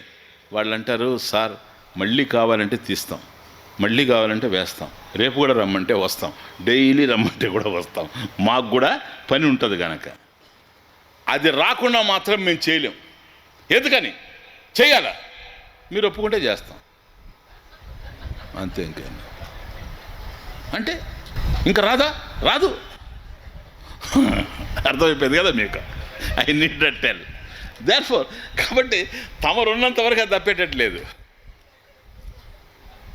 అప్పుడు ఛాయ్ పడదు కనుక ఇప్పుడు వాడు ఉండడం బాధ, వాడు కానటువంటి ఛాయ్ ఏదైతే ఉందో అది వాడు అనుకోవడం బాధ. నువ్వు ఉండడం నీకు బాధ, లేకపోతే నేను జీవుణ్ణి అనుకోని చిదాభాస అక్కడ ఏదైతే ప్రతిబింబించిందో ఆ ప్రతిబింబం నేను అని అనుకోవడం బాధ. కనుక నేను ఉండడం నాకు కష్టం లేదు, నేను ఉండడం నాకు అశాంతి లేదు, నువ్వు ఉండడం నీకు బాధ లేదు. కానీ నీకు సంబంధించిన నిర్ణయాలు నీ దగ్గర ఏవైతే ఉన్నావో, నాకు సంబంధించిన నిర్ణయాలు నా దగ్గర ఏవైతే ఉన్నావో అవే మన దుఃఖానికి కారణమై ఉన్నాయి. కనుక ఇప్పుడు చేయాల్సింది ఏంటో తెలుసా? మనమేమిటో మనకు తెలియాలి, మనం కానిది ఏమిటో మనకు తెలియాలి. మనం కానిది మనం అనుకుంటూ ఉన్నాం కదా, దాని నుంచి విడిపడి మనమేమిటో దాని దగ్గరకు వచ్చి చేరాలి. ఈ పని చేయడం కోసమే వేదాంతం ఉంది. అది వాక్యస్య వృత్తి. నిన్న చూసినట్టుగా ప్లీజ్. సయేవ సంసరేత్ కర్మ వశాల్లోకద్వయే సదా బోధాభాసాత్ శుద్ధ బోధం వివిచ్యాదతి యత్నతః. స ఏవ, సహ ఏవ, వాడే. ఎవరు? జీవుడు. తాను కానిది తాను అనుకుంటూ ఉన్నాడు, చూచారా? చిదాభాసుడు జీవ, జీవనామకం వాడే సయేవ సదా. చూడండి, సయేవ జీవాత్మ. జీవాత్మ అంటే చిదాభాస. స ఏవ సదా, నిరంతరం, నిరంతరం, అనవరతం, నిరంతరం, ఎల్లప్పుడూ కూడా సదా కర్మవశాత్ లోకద్వయే సంసరేత్. అది అన్వయం. సయేవ సంసరేత్ కర్మవశాత్ లోకద్వయే సదా. కాబట్టి సయేవ ఈ చిదాభాసుడే, ఈ జీవుడే సదా నిరంతరం కూడా ఏం చేస్తూ ఉండాడు తెలుసా? వీడే సంసారాన్ని తగిలించుకొని ఉండేది. అది తమాషా. సంసరేత్ సయేవ సంసరేత్ కర్మవశాత్ లోకద్వయే. కర్మవశాత్, ప్రారబ్ధ కర్మవశాత్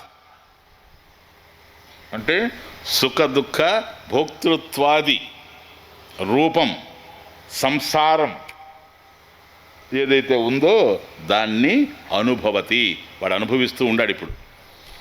కాబట్టి ఇది సుఖము, అది దుఃఖము, ఇది బాధ, అది అవమానము, ఇది మానము, ఇది శీతము, అది ఉష్ణము, ఈ ద్వంద్వాలన్నీ కూడా ఎవరు అనుభవిస్తూ ఉండంటే ఆ జీవుడే. ఆ జీవుడే, ఆత్మ కాదు. తాను ఆత్మను తెలిస్తే ఈ బాధలే లేవు. తాను దేహం అంటున్నాడు కనుక శీతోష్ణాలు, తాను మనసు అనుకుంటున్నాడు కనుక సుఖ దుఃఖాలు, తాను బుద్ధి అనుకుంటున్నాడు కనుక మానవమానాలు, ఇవన్నీ వాడిని పట్టుకొని ఉన్నాయి.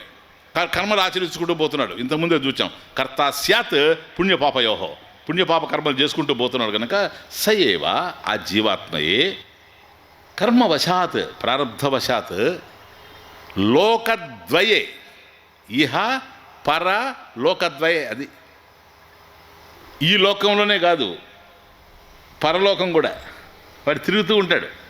లోకద్వయే సదా, అనవరతం, నిరంతరం కూడాను సంసరేత్. సంసరేత్, సంసారం అనుభవతి. అదే పరిభ్రమిస్తూ ఉంటాడు, సంసార చక్రంలో పడి తిరుగుతూ ఉంటాడు. పునరపి జననం, పునరపి మరణం, పునరపి జనని జఠరే శయనం, ఇహ సంసారే బహుదుస్తారే. తరించడానికి సాధ్యంగానేటువంటి ఈ సంసార చక్రంలో పడి తిరుగుతూ ఉంటాడు. చనిపోతాడు, మళ్ళీ ఊర్ధ్వలోకాలకు పోతాడు, మళ్ళీ అక్కడి నుంచి మళ్ళీ పుడతాడు, మళ్ళీ చనిపోతాడు, మళ్ళీ పుడతాడు. అది సంసారేత్. ఈ సంసారం ఇదే, జనన మరణ సంసార చక్రం. దాంట్లో పడి తిరుగుతూ ఉంటాడు వాడు. కారణం ఏంటి స్వామీజీ? కర్మవశాత్. కర్మవశాత్ వీడు గతంలో చేసినటువంటి కర్మలు ఏవైతే ఉన్నాయో వాటి వల్ల. కాబట్టి గతంలో కర్మలు ఆచరించాడు కనుక పూర్వం చేసిన కర్మలన్నీ ఏవైతే ఉన్నాయో అవన్నీ స్టాక్ ఉన్నాయి. అక్యుములేషన్, ఇదంతా అక్యుములేటెడ్ స్టాక్. దాన్ని సంచితము అంటారు, గుర్తుపెట్టుకోండి. అది టెక్నికల్ వర్డ్స్ అనుకోండి. అంటే ఎన్ని జన్మల్లో చేశామో అవన్నీ కలిసి సంచితం. అంటే సంచిలో ఉన్నాయి అనుకోండి, ఏమి పోనీ ఏమైంది, మీకు జ్ఞాపకం ఉంటుంది. సంచితం అది. ఇప్పుడు ఏదైతే అనుభవిస్తున్నామో ఇది ప్రారబ్ధం. ప్రారబ్ధం అది ప్రారబ్ధం. అంటే ఆరబ్ధం కర్మ. అది ప్రారబ్ధం ఎట్లా వచ్చిందంటే ఆరబ్ధం కర్మ అంటే జన్మ ఎత్తగానే ప్రారంభం అవుతుంది దాని అనుభవం. అందుకని ఆరబ్ధం కర్మ. ఆరబ్ధం కర్మ కనుక ప్రారబ్ధం కర్మ, అంతే, ఇంకేమీ లేదు ప్లీజ్. కనుక ఈ ఆరబ్ధ కర్మే ప్రారబ్ధ కర్మ. ఈ జన్మ మనం పుట్టాం కదా, తల్లి గర్భం నుంచి వచ్చే ఏడుపు ఉందంటే ఆ ఏడుపు దగ్గర నుంచే స్టార్ట్ అవుతుంది ప్రారబ్ధం, మళ్ళీ శ్మశానాన్ని చేరిపోయేంత వరకు. కాబట్టి ఒక్క జన్మ గతంలోది ఏదైతే మనం గతంలో ఆచరించామో ఆ జన్మకు సంబంధించినటువంటి ఫలం ఏదైతే ఉందో కర్మఫలం అదంతా అనుభవిస్తూ పోతాం. ఎవడైనా అనుభవించక తప్పదు, జ్ఞానైనా కూడా అనుభవించక తప్పదు. ఎందుకని? ప్రారబ్ధవశాత్ దేహం వచ్చింది కనుక ప్రారబ్ధ కర్మఫలం ఈ దేహానికి అందాలి కనుకనే మహాత్ములకు కూడా తెలియక అనుకుంటుంటారు వ్యాధులు ఎందుకు వస్తున్నాయంటారు. మనకు రామకృష్ణ పరమహంసకి థ్రోట్ క్యాన్సర్ ఎందుకు వచ్చిందంటే ఏం చెప్తాం? వివేకానంద స్వామికి ఆస్తమా వచ్చిందంటే ఏం చెప్తాం? రమణ మహర్షి సర్కోమా వచ్చిందంటే ఏం చెప్తాం? అసలు అనడమే తప్పు. రమణ మహర్షికి కాదు వచ్చింది, రమణ మహర్షి దేహానికి. రామకృష్ణ పరమహంసకి కాదు వచ్చింది, రామకృష్ణ పరమహంస దేహానికి. రమణ మహర్షికే కనుక వచ్చి ఉంటే ఇప్పుడు మనం ఎట్లా ఏడుస్తున్నాం చిన్న చిన్న వాటికే, తలనొప్పికే, మరి వాళ్ళు ఏమైనా ఏడ్చినట్టుగా మనకుందే? లేదు. ఎందుకని? అది దేహానికే. కానీ ప్రారబ్ధవశాత్తు దేహం వచ్చింది, దేహానికి సంబంధించినటువంటి ఆరబ్ధ కర్మ అయిందనగా అదే ప్రారబ్ధ కర్మ దేహం ఉన్నంత వరకు అది ప్రారబ్ధాన్ని అనుభవించక తప్పదు. ఈ ప్రారంధాన్ని అనుభవిస్తూ మళ్ళీ కొత్తగా చేస్తాడు కదా ఇప్పుడు. ఇది ఆగామి కర్మ, రాబోయేది. అది కర్మత్రయం సంచితం. గతంలో చేసిన జన్మలకు సంబంధించినటువంటి కర్మలన్నీ సంచితం. ఇప్పుడు ఏదైతే ప్రారంభమై జరుగుతూ ఉందో ఇది ప్రారంధ కర్మ, అనుభవించేటువంటిది. ఇప్పుడు మళ్ళీ చేస్తున్నాం కనుక ఇది ఆగామి కర్మ, పూర్వజన్మంలోకి వస్తుంది. చివరికి వచ్చి చనిపోయాడు అనుకోండి, అప్పటికి ఒక్క జన్మ అయిపోతుంది గతంలో అది అనుభవించడం. ఇప్పుడు చేశాడు కదా, ఇది పోయి మళ్ళీ దాంట్లో జాయిన్ అవుతుంది. ఇది కర్మ సుడిగుణం. కృతి మహోదధౌ పతన కారణం. కాబట్టి ఈ కర్మ సుడిగుండంలో పడి, ఈ మహాసముద్రంలో పడి, కర్మ సముద్రంలో పరిభ్రమిస్తూ ఉంటాం. సంసరేత్ సయేవ. కాబట్టి ఆ విధంగా తిరిగేటువంటి వాడు ఈ చిదాభాసుడు. నేను జీవుణ్ణి అని అనుకోవడం వల్ల కర్మవశాత్ లోకద్వయే పుట్టడం చావడం జరుగుతూ ఉంది సదా నిరంతరం. బోధాభాసాత్. ఇప్పుడు ఏం చేయాలి మనం? దీని నుండి విడిపడాలి. ఏం చేస్తే విడిపడతాం? బోధ అభాసాత్, బోధాభాసాత్ అంటే చిదాభాసాత్ శుద్ధ బోధము. కాబట్టి నీవు కానిటువంటిది ఏదైతే ఉందో చిదాభాసం, చిదాభాస చైతన్యం, దాని నుండి శుద్ధ బోధం ఏది? సాక్షి. బోధ సాక్షి. ఆ జ్ఞాన స్వరూపమైనటువంటి ఆత్మ ఏదైతే ఉందో దాన్ని అతియత్నత, అదిగో వివిచ్యాత్, అతియత్నత వివిచ్యాదతి యత్నత, పృథక్ వేరు చేయడం. వివిచ్య అంటే పృథక్ వేరు చేయడం, దాని నుండి వేరు చేయాలి. కాబట్టి ఏదైతే నేను కాదో అది నేను అనుకుంటూ ఉన్నాను గనక, నేను ఏదో నాకు తెలియడం లేదు గనక, నేను శుద్ధ చైతన్యం ఆత్మని, ఇది నేను కాదు కనుక జీవుడు అని అనుకుంటూ ఉన్నా ఈ చిదాభాసాత్, ఆ చిదాభాసుడి నుండి శుద్ధ బోధం, ఆ పరిపూర్ణమైనటువంటి ఆత్మస్వరూపం ఏదైతే ఉందో పరిశుద్ధమైనటువంటిది, దాన్ని వివిచ్య అతి యత్నత, దాని నుండి అతి కష్టంతో అయినా సరే మనం దాన్ని వేరు చేయాలి. కాబట్టి ప్రారంభం ఎందుకు వస్తూ ఉంది? కర్మఫల భోగాయ. గతంలో చేసినటువంటి కర్మల యొక్క ఫలితాలు అనుభవించడం కోసమే ప్రారంభం వస్తుంది. అందువల్ల కర్మవశాత్, కర్మకు వశపడిపోయి ఉన్నాం కనుక, కర్మలు చేస్తూ ఉన్నాం కనుక, నేను నాది అనేటువంటి భావన ఉంది కనుక, నేను చేస్తున్నాను కనుక నేను అనుభవిస్తున్నా, నేను చేస్తున్నాను కర్త, నేను అనుభవిస్తున్నాను భోక్త. కర్త స్యాత్ పుణ్య పాపయోహో, ముందు శ్లోకం. కాబట్టి ఎప్పుడు నువ్వు కర్త అయ్యావు? నేను జీవుడిని అనుకోవడం వల్ల కర్త అయ్యావు. అర్థమవుతుంది? వాడు ఎట్లాగైతే షాడో మీద పడితే ఏడుస్తూ ఉన్నాడో, వాస్తవానికి అక్కడ కారణం మనకేం కనిపించడం లేదు, వాడి అజ్ఞానం తప్ప. అంతే, మన అజ్ఞానంతో మనం బాధపడుతూ ఉన్నాం, అంతకన్నా ఇంకేమీ లేదు. వివిచ్ఛ. కాబట్టి దృశ్యవర్గాత్, ఇది సబ్జెక్ట్. దృశ్యవర్గాత్ ఆత్మానం వివిచ్య. అదే అందుకని దృగేవనతు దృశ్యతే అని చెప్పాను చూచారా ఇంతకుముందు. ఆత్మ దృక్కే కానీ దృశ్యం కాదని. ఇప్పుడు దృశ్యం మనం అనుకుంటూ ఉన్నాం. దృశ్యతే జలచంద్రవత్. కుండలో ఉండేటువంటి చంద్రబింబం ఏదైతే ఉందో ప్రతిబింబం, అది దృశ్యం. ఆ దృశ్యమే మనం చంద్రుడు అనుకుంటూ ఉన్నాం. నువ్వు ద్రష్టవి, నువ్వు ఆత్మవి. అంతేగాని నీకు దృశ్యం ఏది? నీకు కనిపించేది బాడీ ఉందనుకోండి, నీకు కనపడుతుంది కదా, this is the object of your perception. నువ్వు దేహాన్ని చూస్తున్నావు కదా, చూచేటువంటి నువ్వు చూడబడేదానికన్నా అన్యమైనటువంటి వాడివి. మనసు ఉంది, మనసును చూస్తున్నావు, మనసులో ఆలోచనలు నడుస్తున్నాయి, నీకు తెలుస్తూ ఉన్నాయి. కాబట్టి మనసులో నడిచే ఆలోచనలు నీకు తెలుస్తున్నాయి కనుక ఆలోచనలు నువ్వు అయ్యేందుకు అవకాశం లేదు. కారణం, ఆలోచన నువ్వు తెలుసుకుంటూ ఉన్నావు.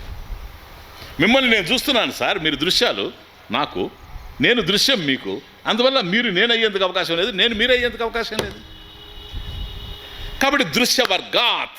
కాబట్టి దృశ్య సమూహం ఏదైతే ఉందో, ఏదో కాదు, స్థూలం, సూక్ష్మం, కారణం, ఇది మూడు దృశ్యాలే. దాని నుంచి ఆత్మానం వివిచ్య. ఆత్మను కనుక వేరు చేసినట్లయితే, పృథక్ వేరు చేసినట్లయితే, అతి కష్టం మీద, అతి కష్టం మీద అంటే బండమోసినట్టు అని కాదు, అతి జాగ్రత్తగా గురుముఖత శాస్త్రాన్ని అధ్యయనం చేసి, అంత సబ్జెక్టివ్ ఇది వచ్చిన బాధ. అది బాహ్యంలో ఎవడో హెల్ప్ చేసే అవకాశం లేదు. All are helpless. ఇది మన మనసులో నడవలసినటువంటి వ్యవహారం. అక్కడ మనకు ఏదైనా సహాయం చేయగలిగినవాడు ఎవడైనా ఉంటే ఒక్క గురువు తప్ప ఇంకెవ్వరూ లేరు. కాబట్టి గురు బోధ శాస్త్రీయంగా ఏదైతే మనకి ఇలా అందుతూ ఉందో, ఈ జ్ఞానాన్ని మనం చక్కగా అర్థం చేసుకొని, ఓహో నేను ఇది కాదు కదా, ఇలా కాదు కదా, ఇలా అనుకోవడం వల్ల నాకు ఈ దుఃఖం కలిగింది కదా, నాహం దేహం, నేను దేహం అయ్యేందుకు అవకాశం లేదు. దేహం నాకు కనపడుతూ ఉంది, ఆ దృశ్యం నాకు ఘటద్రష్ట ఘటాత్ భిన్న, దేహద్రష్ట దేహాత్ భిన్న. కుండను చూచేవాడు కుండ కన్నా వేరుగా ఉన్నాడు, దేహాన్ని చూచే నేను దేహానికన్నా వేరుగా ఉన్నాను. దేహం పెరుగుతూ ఉంది, తరుగుతూ ఉంది, నేను అనేది పెరగడం లేదు, తరగడం లేదు. కాబట్టి దేహానికి మృత్యువే కానీ నాకు మృత్యువు లేదు. దేహం పుట్టింది కనుక దేహం పోతూ ఉంది, నేను పుట్టక ముందు కూడా ఉన్నాను. ఆకాశం ఎప్పుడూ ఉంది, కుండ పుడితే ఆకాశం పుట్టింది అంటున్నావు, నో, ఇది తప్పు. కుండ పగిలితే ఆకాశం పోయింది అంటున్నావు, కుండకు ముందే ఆకాశం ఉంది. కుండలో తయారు చేసిన తర్వాత ఆకాశాన్ని తెచ్చి ఎవరు పెట్టలేదు, అసలు కుండే ఆకాశంలో తయారైంది. ఇలా ప్రతి విషయాన్ని సునిశ్చితంగా మనం అర్థం చేసుకుంటూ పోతే, వివేకంతో అర్థం చేసుకుంటే, దృశ్యవర్గాత్ ఆత్మానం వివిచ్య, అది వివిచ్య, చక్కగా దాన్ని వేరు చేసుకుంటూ పోతే అయిపోయింది. జాగర స్వప్నయో రేవ బోధాభాస విడంబన సుప్తౌతు తల్లయే శుద్ధ బోధో జాడ్యం ప్రకాశయేత్. జాగర స్వప్నయోహో ఉభయోహో. ఇప్పుడు నిద్ర మేలుకున్నాము, ఈ ప్రపంచాన్ని చూస్తున్నాం, ప్రపంచానికి సంబంధించినటువంటి అనుభవాలన్నీ మనం పొందుతున్నాం. రూపాలను చూస్తున్నాం, శబ్దాలను వింటున్నాం, మనసు ఆలోచిస్తూ ఉంది, అనేకమైనటువంటి విషయాన్ని ఆలోచిస్తున్నాం, వాసనల్ని మనం ఆఘ్రాణిస్తూ ఉన్నాం, రుచులు చూస్తూ ఉన్నాం, స్పర్శలు తెలుస్తూ ఉన్నాయి.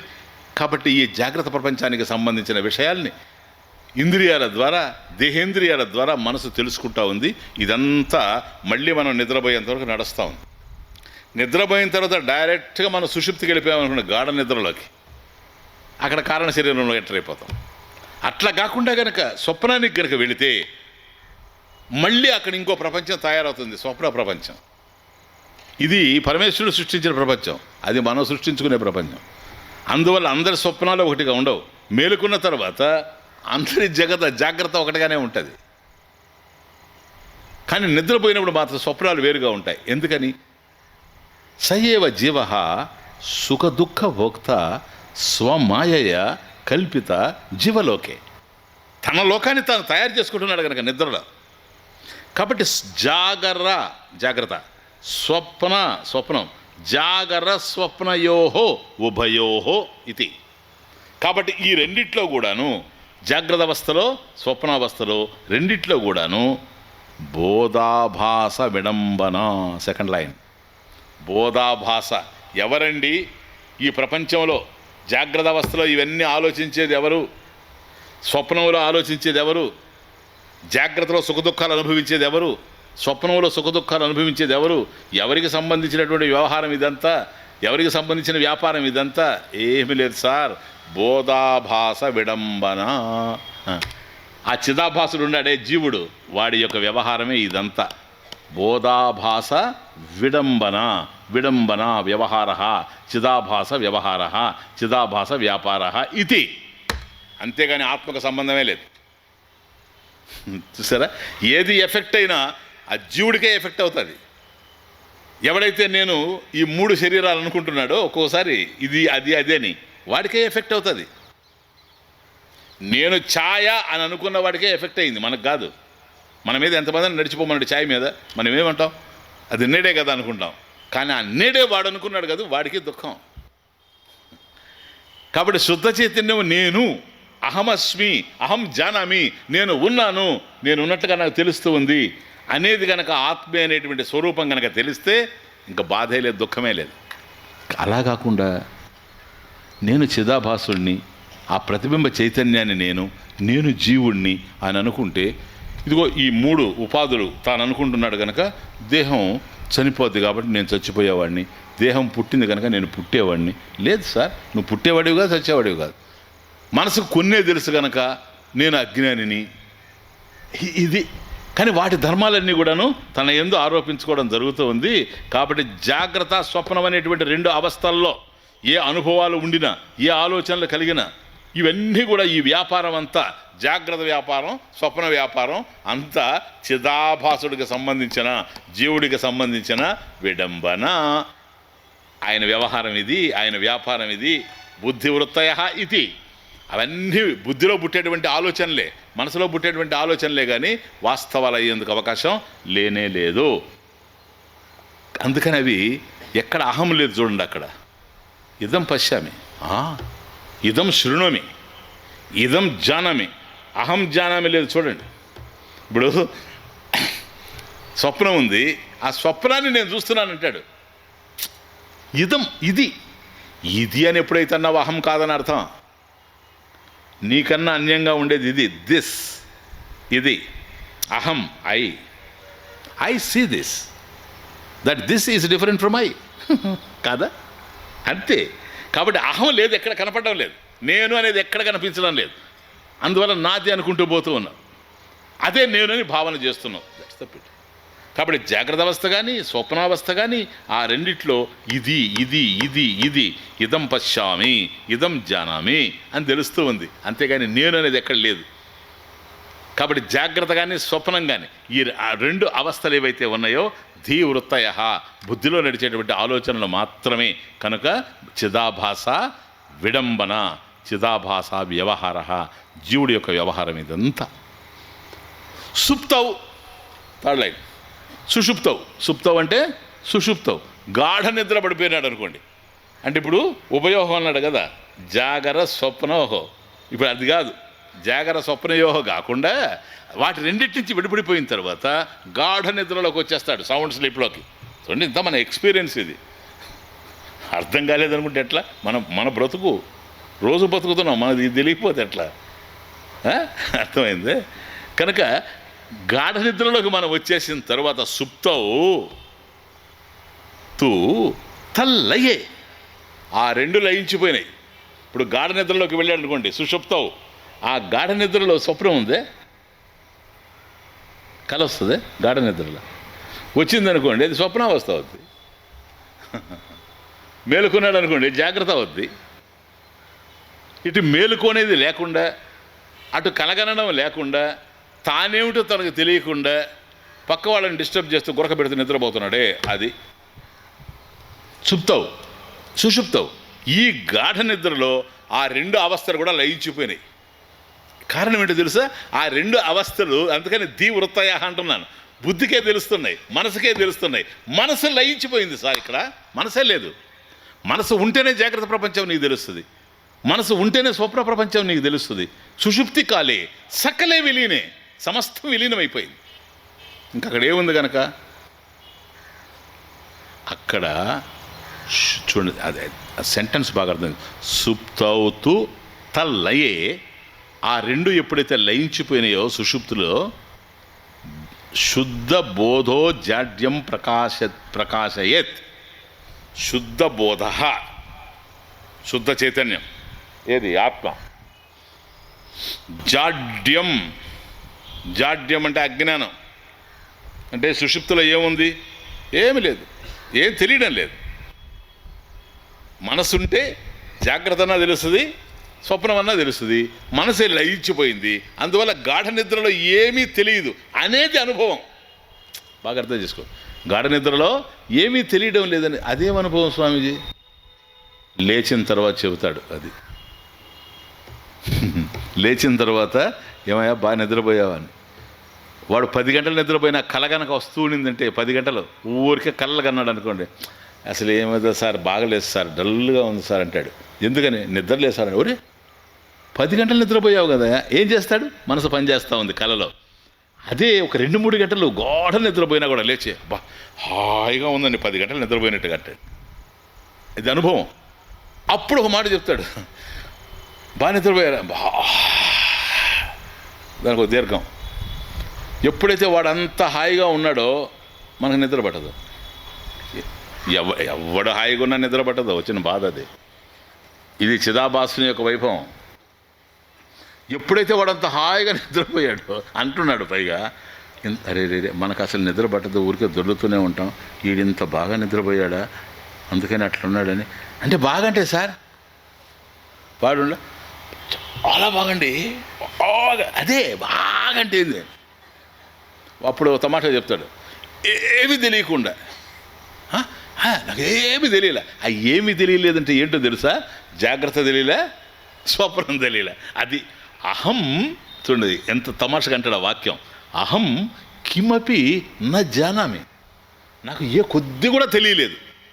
సుఖేనమయ నిద్రానుభూయాత్, నేను హాయిగా నిద్రపోయాను, ఆనందంగా నిద్రపోయాను, నాకేమీ తెలియలేదు అని చెబుతాడు లేచిన తర్వాత.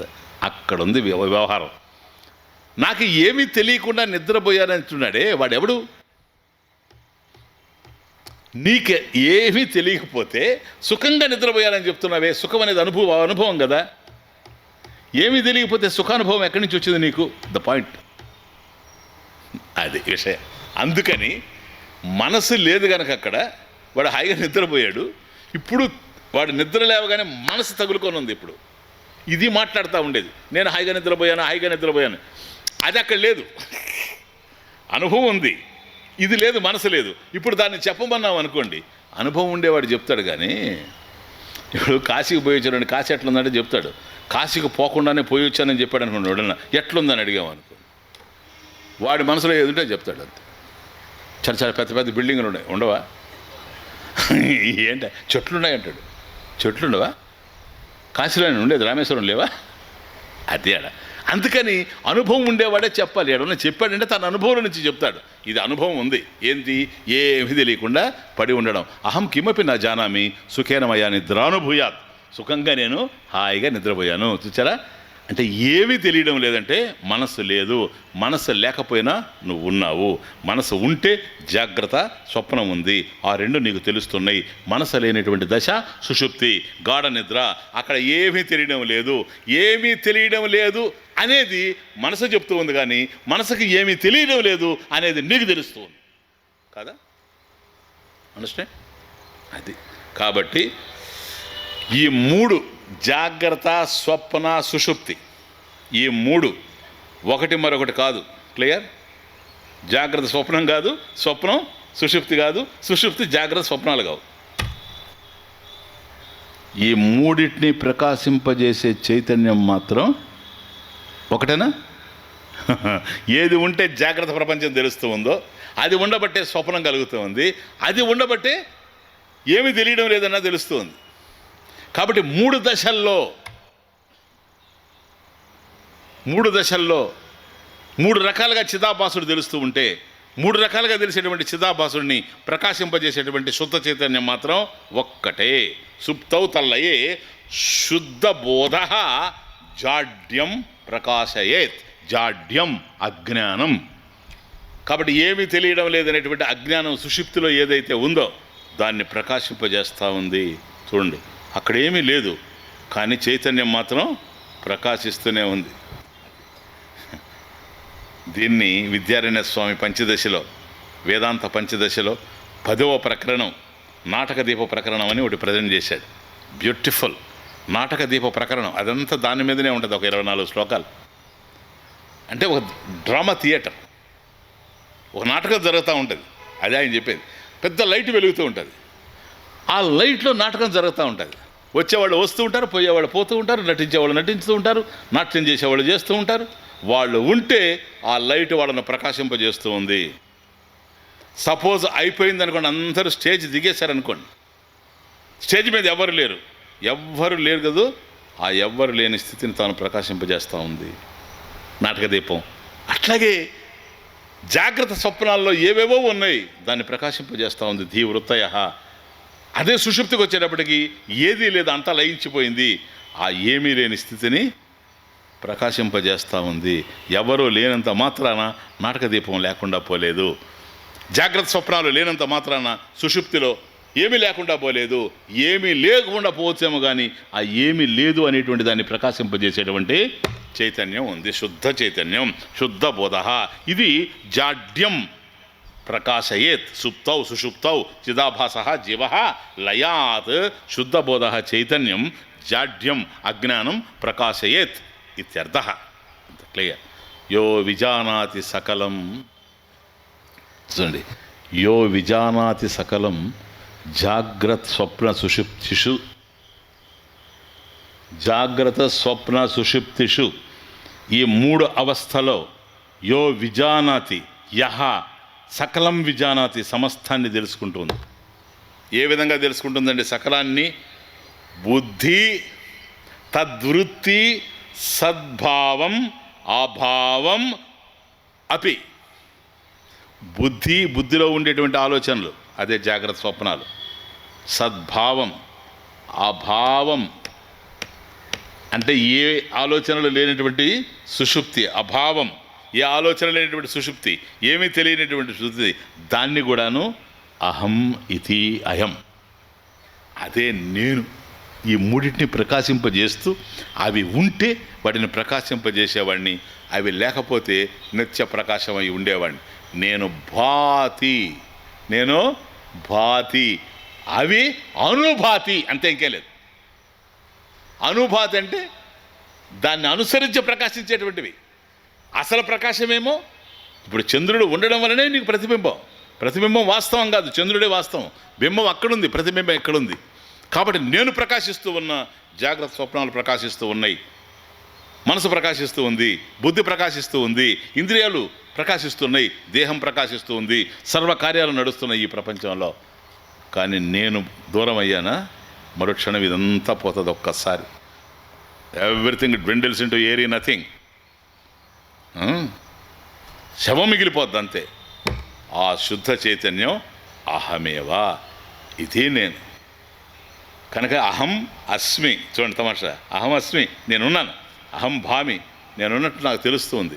ఎలా ఉన్నానో తెలియడం లేదు, చిదాభాసునిగా తెలుస్తున్నా కాదు, శుద్ధ చైతన్యంగా తెలియాలి. ఇది జ్ఞానం. Thank you. ఓం పూర్ణమదః పూర్ణమిదం పూర్ణాత్ పూర్ణముదచ్యతే పూర్ణస్య పూర్ణమాదాయ పూర్ణమేవావశిష్యతే.